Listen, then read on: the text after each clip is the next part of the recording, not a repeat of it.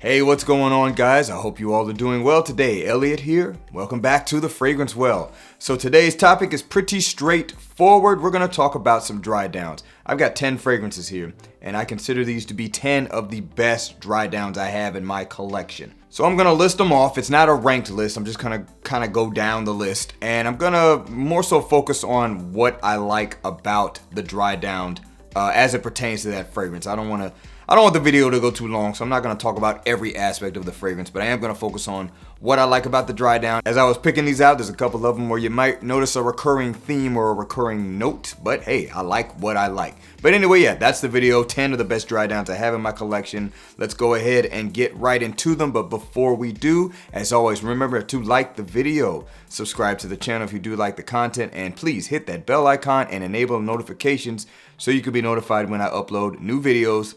Let's get into it.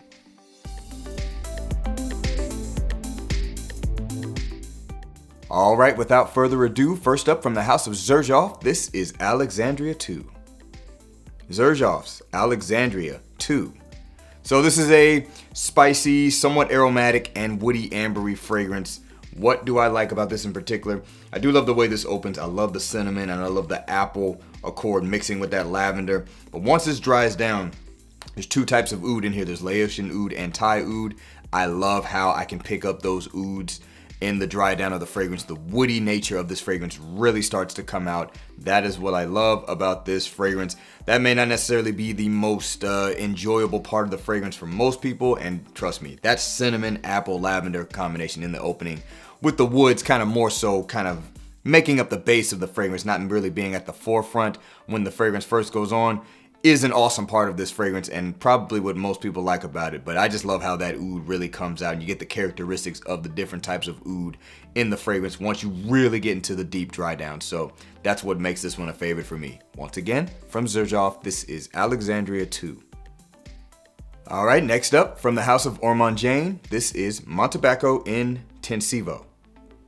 Ormond Jane, Montabaco Intensivo. So what do I like about the dry down of this one? Well, first of all, it starts off very airy, fresh, spicy, kind of tea-like. That's really what I kind of identify the fragrance as when I first spray it on. It's more of a tea fragrance for me, but once it dries down, that's when the tobacco really starts to come out. It's a clean, leafy tobacco, not overly smoky, not overly ashy. And also, you still have a little bit of that tea calming-like quality to it. And mixing with that, what I really like the most is the dry woods, primarily cedar accords that comes in here. I think it's primarily Isogamma Super, but I love how all that comes together. I love how the tobacco really comes out once you get a little bit further into the dry down of the fragrance. And this also lasts all day for me, so I get to enjoy that for a long time. So that is what I like about the dry down on this one. Once again, from Ormond Jane, this is Montabaco Intensivo. Okay, next one, coming from the house of Nasamato, this is Black Afgano. Nasamato Black Afgano. So, if you're familiar with this fragrance, it's based on a variety of hashish called Black Afgano. Has a little bit of a cannabis vibe to it, but it's very, very resinous, very spicy, kind of a woody undertone to it.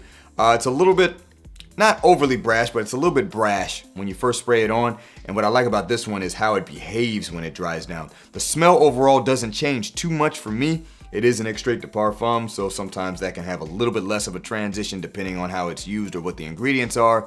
But with this one, it kind of gets smoother. It kind of gets a little bit more calm. It's almost as if you've indulged in what this is trying to portray, and it has had some time to settle, and you are settled in, so to speak. You probably know what I'm talking about. But yeah, I kind of experienced that with this fragrance. It just kind of settles in. It's not quite as brash. Actually gets a little bit sweeter once you're deeper into the dry down, and I really enjoy this about this scent. And it kind of surprised me. I was not expecting that when I really started to get familiar with this, but definitely love the dry down of this one. Once again, from Nasamato, this is Black Afgano. All right, next one's coming from The Harmonist, and this is Hypnotizing Fire. The Harmonist, Hypnotizing Fire. Unrelated note, I think this is going to be my scent of the day tomorrow, but that's irrelevant. Anyway, with this fragrance, kind of similar to Black Afgano in terms of what I like about the dry down. I like the way it behaves. This is obviously a very spicy fragrance, kind of vibrant, kind of airy almost, very not loud, but it's like it announces itself, and it really reminds me of watching like a small fire from start to finish. And that's what I'm talking about with the dry down. It kind of behaves that way. It kind of tapers down a little bit. It's not as in your face. The spices mellow out a little bit. The sweetness kind of stays the same, but it doesn't get like just overly rich. It still kind of has this pop to it, and that's what I like about this fragrance. It's almost like, hey, it has tamed itself a little bit, but it's still dangerous, kind of like a small fire. If you grab the woods, even though they're not pushing out flames, they're still very hot. They're still going to burn you. So I kind of feel like this fragrance has that same characteristic, if that makes sense. Once again, from the Harmonist, this is Hypnotizing Fire. All right, next one's coming from the house of Arabian Oud. This is the Rare Oud. Arabian Oud, the Rare Oud. This fragrance is Thai Oud. That's it. Just Thai Oud. And what you experience from this one has a little bit of a spicy quality to it. You definitely get the woodiness, and it is overall more resinous in nature. What I like about this is it doesn't go through a whole lot of changes, in my opinion. It has a little bit of a transition, but I just like how that resinous nature of this oud in particular really comes out once the fragrance gets a little bit deeper into the dry down. You also kind of get this green woody facet that comes out a little bit more, because it seems like whatever is causing that spicy element in this kind of tapers down a little bit once the fragrance has had some time to dry down. But that's what I really love about this one. I just love how that resinous nature of it comes out, and it doesn't really compare to any resins I've smelled so far. That's just how Thai Oud smells. That's just how it comes across as far as this fragrance presents it to me. So once again, from the house of Arabian Oud, this is the Rare Oud. Okay, next one's coming from the house of Homme. We've got Boundless. Homme Boundless.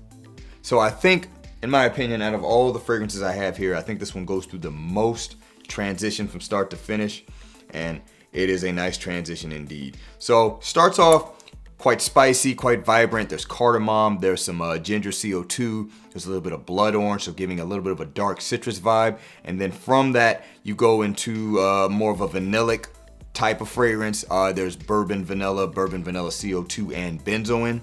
And after that, you get into the dry down, which is this kind of combination of woods, resins.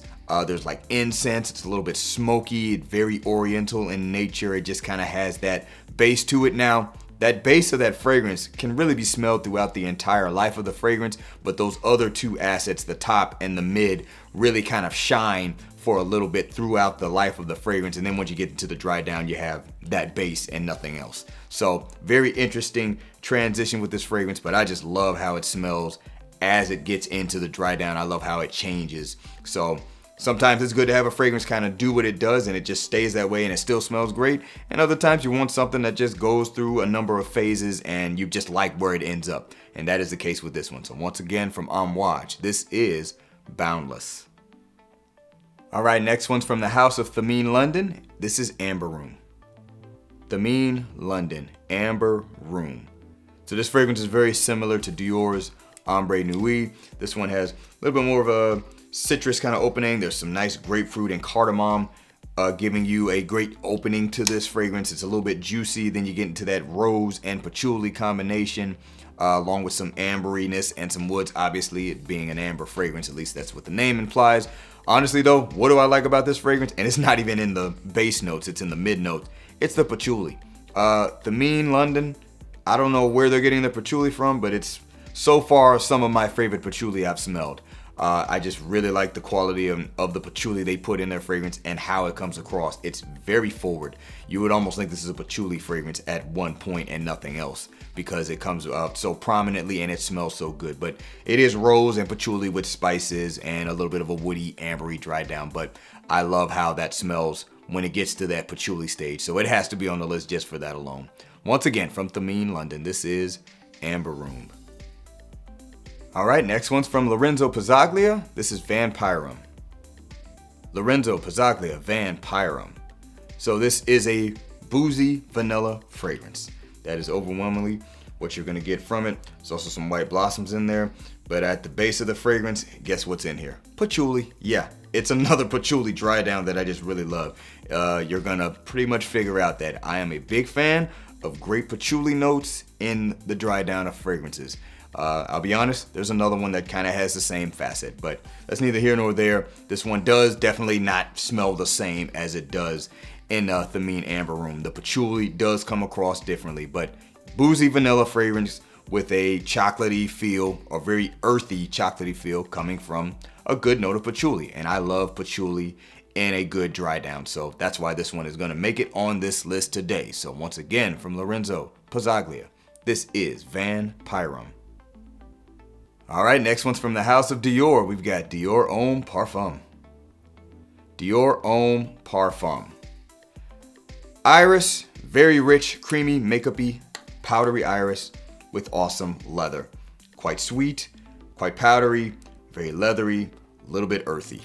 I love this fragrance. Now, for me, this fragrance is fairly linear. Does not really go through much changes as you wear the fragrance. It may get a little less bright once you get way into the dry down, but it pretty much smells the same. And honestly, I don't have a problem with that because I love the way this smells once you first spray it on, and the fact that it pretty much stays that way, I'm not complaining. And also it stays around, at least on my skin, all freaking day. So I love the dark nature that it has. I love the leathery aspects. I love how the iris blends with all of it, and this is masterful in my opinion. And just because the fragrance overall is a little bit linear, I don't think that negates it from being in a conversation of having a great dry down. So I appreciate that about this one. So once again, from Dior, this is Dior Homme Parfum.